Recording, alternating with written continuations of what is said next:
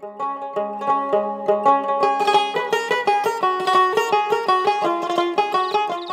জন্য শিক্ষা নিশ্চিতের জন্য সরকারের পাশাপাশি ঢাকা আসেনিয়া মিশন ইউনিক ২ প্রকল্পের মাধ্যমে উপানুষ্ঠানিক প্রাথমিক শিক্ষা কার্যক্রম হাতে নিয়েছে।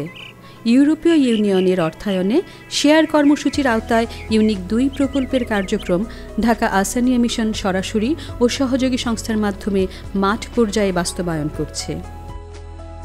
স্কুল বহির্ভূত ও ঝরে পড়া ৬ থেকে ১৪ বছর বয়সী শিশু কিশোরদের শিক্ষার সুযোগ প্রদানের উদ্দেশ্যে ইউনিক ২ প্রকল্প পরিচালিত হচ্ছে দেশের ২৬টি জেলার ৮৪টি উপজেলায়।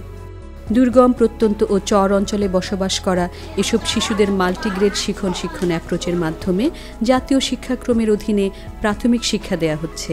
মাল্টিগ্রেড শিক্ষণ পদ্ধতিতে একজন টিউটর একই শ্রেণীকক্ষে একাধিক শ্রেণী ও বিষয়ে বিভিন্ন যোগ্যতার শিক্ষার্থীদের শিক্ষণ কাজ পরিচালনা করেন।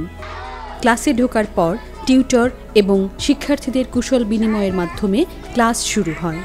ভর্তির সময় শিক্ষার্থীদের বেজ অ্যাসেসমেন্ট করা হয়। বিষয়ভিত্তিক যোগ্যতা অনুযায়ী শিক্ষার্থীদের ৪টি শ্রেণী বা পর্যায়ে ভাগ করা হয়। এগুলো হলো প্রারম্ভিক, অগ্রগামী, দক্ষ ও স্বাধীন।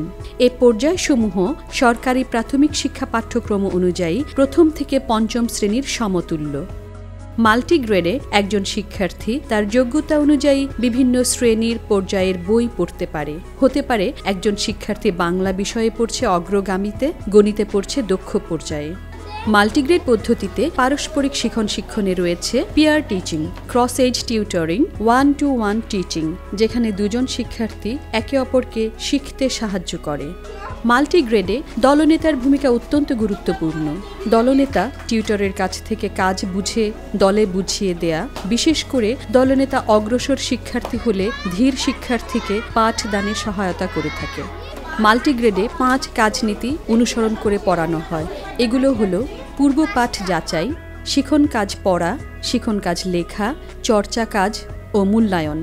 আনন্দঘন পরিবেশে বিষয়ভিত্তিক সমবেত কাজের মধ্য দিয়ে ক্লাস শুরু হয়। যেমন বাংলা থেকে গণিত ক্লাসে যাওয়ার সময় গণিত ভিত্তিক সমবেত কাজ করানো হয়। এটি পরবর্তী ক্লাসের জন্য একটি মানসিক প্রস্তুতিও বলা যেতে পারে। সমবেত কাজের পর যে বিষয়ে ক্লাস, সে বিষয়ে নির্ধারিত যোগ্যতা অনুযায়ী শিক্ষার্থীরা তাদের নির্দিষ্ট দলে বা টেবিলে বসে যায়। এরপর টিউটর শুরু করেন প্রাত্যহিক পাঠদান কাজ। পূর্ব পাঠ যাচাই, শিক্ষার্থীরা তাদের পূর্ব পাঠ কতটুকু আয়ত্ত করতে পেরেছে তা যাচাইয়ের জন্য দক্ষতা ভিত্তিক ছোট ছোট কাজ করতে দেয়া হয়। পরের ধাপটি হলো শিখন কাজ পড়া, শুদ্ধ উচ্চারণে পাঠ পড়ে দেয়া, কঠিন ও নতুন শব্দের অর্থ বুঝিয়ে দেয়া, দলে বসে শিক্ষার্থীরা পাঠের অংশ নিজে নিজে শেখা। পরের কাজ লেখা, পড়ার অংশ থেকে দক্ষতা অর্জনের জন্য ছোট ছোট প্রশ্নের উত্তর, বাক্য তৈরি, শব্দ ইত্যাদি লিখতে দেয়া হয়। চর্চা কাজ, অর্জিত দক্ষতাসমূহ চর্চার জন্য বিভিন্ন উপকরণ ব্যবহার করে শিক্ষার্থীদের স্বশিখন ও পারস্পরিক শিখনের ব্যবস্থা করা হয়। সব শেষে থাকে মূল্যায়ন। অর্জিত দক্ষতা মূল্যায়নের জন্য বিভিন্ন কৌশল ব্যবহার করা হয়, যেমন সমন্বিত মূল্যায়ন, পারস্পরিক মূল্যায়ন এবং প্রশ্নোত্তরের মাধ্যমে মূল্যায়ন। এভাবেই সম্পন্ন হয় 3 ঘন্টার শিক্ষণ কাজ। বাংলাদেশ ও বিশ্ব পরিচয় ও প্রাথমিক বিজ্ঞান বিষয় পড়ানোর সময় প্রজেক্ট পদ্ধতির ব্যবহার করা হয়। তারা নিজেদের মধ্যে আলোচনা করে ছবির মাধ্যমে তা প্রকাশ করে এবং প্রজেক্ট বোর্ডে টানিয়ে রাখে। সাধারণ পাঠ্য বইয়ের বাইরেও শিক্ষার্থীরা অংশ নেয় নানা রকম সৃজনশীল কাজে, যেমন কবিতা আবৃত্তি, গান, নাচ, ছড়া, ছবি আঁকা ইত্যাদি। মূল পাঠ্য বইয়ের পাশাপাশি স্থানীয় শিক্ষা উপকরণ ব্যবহার করা হয়। মাল্টিগ্রেডে 3 ধরনের মূল্যায়ন হয়ে থাকে: লিখিত, মৌখিক ও পর্যবেক্ষণ। শিক্ষার্থীদের বিষয়ভিত্তিক অগ্রগতি বোঝার জন্য সাপ্তাহিক, মাসিক এবং ত্রৈমাসিক মূল্যায়ন কার্যক্রম পরিচালিত হয়। মাল্টিগ্রেডে একজন শিক্ষার্থী যে কোনো সময়ে যে কোনো বিষয়ে যোগ্যতা অর্জন সাপেক্ষে পরবর্তী গ্রেডে উত্তীর্ণ হতে পারে।